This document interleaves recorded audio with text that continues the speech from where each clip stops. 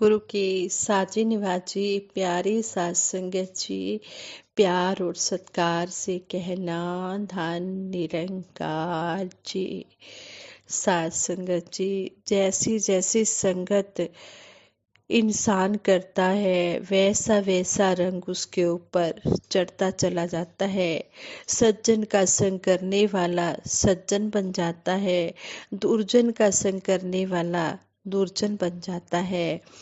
साथ संगत में आने वाला सत्संगी बन जाता है, उसके ऊपर सत्संग का प्रभाव पड़ता है और उसका जो गृहस्थ जीवन होता है वो भी सुखी हो जाता है।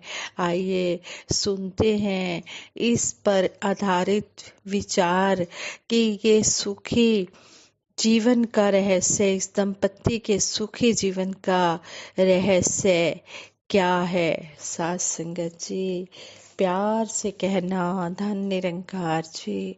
सतगुरु निरंकार दातार का हर पल हम शुक्राना करते हैं और यही आशीर्वाद मांगते हैं।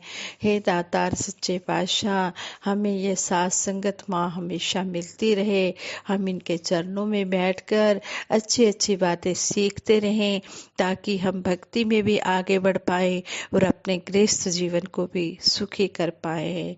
सात संगत जी कहते हैं कि हकीम लुकमान का अंतिम समय नजदीक आया तो उन्होंने अपने बेटे को पास बुलाया। बेटा पास आ गया तो उन्होंने उससे कहा, देखो बेटा, मैंने अपना सारा जीवन दुनिया को शिक्षा देने में गुजार दिया है। अब अपने अंतिम समय में मैं तुम्हें कुछ जरूरी बातें बताना चाहता हूँ, लेकिन इससे पहले तुम एक कोयला और एक चंदन का टुकड़ा उठा कर ले आओ। बेटे को पहले तो यह बात बड़ी अजीब लगी, लेकिन उसने सोचा कि अब पिता का हुक्म है तो यह सब लाना ही होगा। उसने किचन से कोयले का एक टुकड़ा उठाया और संयोग से उसे चंदन की एक छोटी सी लकड़ी भी मिल गई। वह दोनों को लेकर अपने पिता के पास पहुंच गया। उसे आया देख लुकमान बोले, बेटा, अब इन दोनों चीजों को नीचे फेंक दो। बेटे ने दोनों चीजें नीचे फेंक दी और हाथ धोने जाने लगा तो लुकमान बोले, जरा ठहरो बेटा, मुझे अपने हाथ तो दिखाओ। बेटे ने हाथ दिखाए तो वह उसका कोयले वाला हाथ पकड़कर बोले, देखा तुमने, कोयला एक एक कोयला पकड़ते ही हाथ काला हो गया, लेकिन उसे फेंक देने के बाद भी तुम्हारे हाथों में कालिक लगी रह गई है। गलत लोगों की संगति भी ऐसी ही होती है, उनके साथ रहने पर भी दुख होता है और उनके ना रहने पर भी जीवन भर के लिए बदनामी साथ लग जाती है। दूसरी ओर सज्जनों का संग इस चंदन की लकड़ी की तरह है, जो साथ रहते हैं तो दुनिया भर का ज्ञान मिलता है और उनका साथ छूट जाने पर उनके विचारों की महक जीवन भर बनी रहती है। इसलिए हमेशा अच्छे लोगों की संगति में ही रहना चाहिए और जो सतगुरु हमें समझाते हैं हमने सतगुरु की बातों पर अमल करना है। ये एक सत्संगी परिवार की कहानी है। दो परिवार हैं, दो परिवारों की कहानी है। एक परिवार किस तरह गुरुमत पर भी चल रहा है तो वो सुखी है, और दूसरा परिवार जो है वो गुरुमत पर तो चल रहा है लेकिन उनका जो प्यार है वो एक तरफा बना हुआ है, इसलिए ये सुखी नहीं हो पा रहे हैं।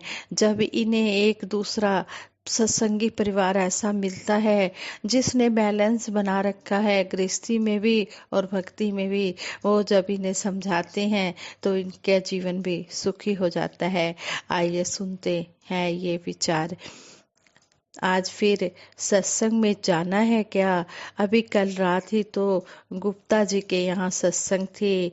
पत्नी ने थोड़ा गुस्से में आते हुए अपने पति से बोला।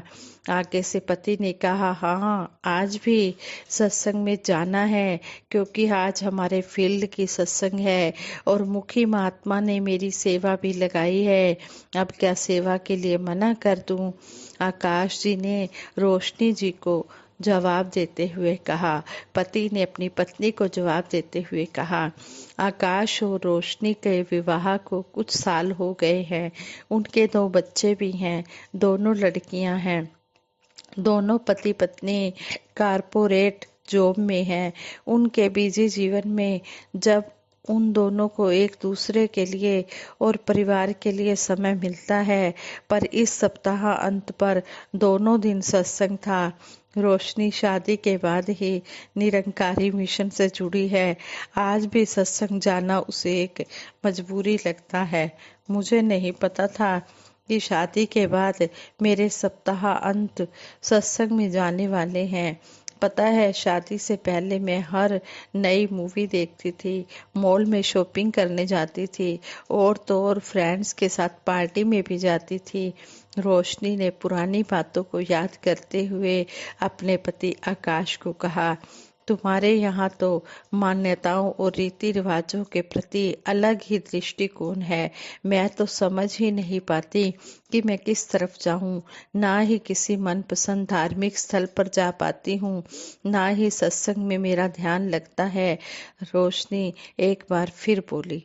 आकाश भी थोड़ा गुस्से से बोला, तुम्हें कितनी बार समझाया है कि निरंकारी मिशन में हर रीति रिवाज को गहराई से समझने का चलन है। अब यही तुम्हारा घर है और तुम्हें इसी घर के हिसाब से ही चलना होगा।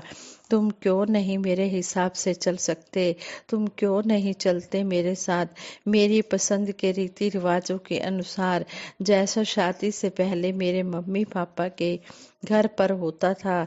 पर नहीं, अब तो हमारी शादी की सालगिरह क्या, बच्चों के जन्मदिन भी सब सत्संग में ही सेलिब्रेट होते हैं। मेरे रिश्तेदार अगर इन मौके पर सत्संग में आते भी हैं तो बेचारे बोर होकर चले जाते हैं। उन्हें यह सब कुछ समझ नहीं आता। आकाश इन सब बातों से बहुत परेशान रहने लगा। इन्हीं सब बातों के झगड़े में फंसे आकाश की मुलाकात एक दिन उसी फील्ड के सेवा दल महात्मा साहिल जी से हुई। महात्मा भी कारपोरेट जॉब में थे और आकाश की तरह इनके भी 2 बच्चे थे। साहिल की पत्नी सपना भी टीचिंग जॉब में थी और शादी के बाद ही निरंकारी परिवार से जुड़ी थी।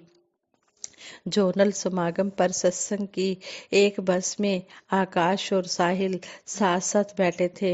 रास्ता भी तकरीबन 1.5-2 घंटे का था। कुछ ही देर में दोनों इतने घुल मिल गए कि घर और परिवार के बारे में भी बातचीत होने लगी।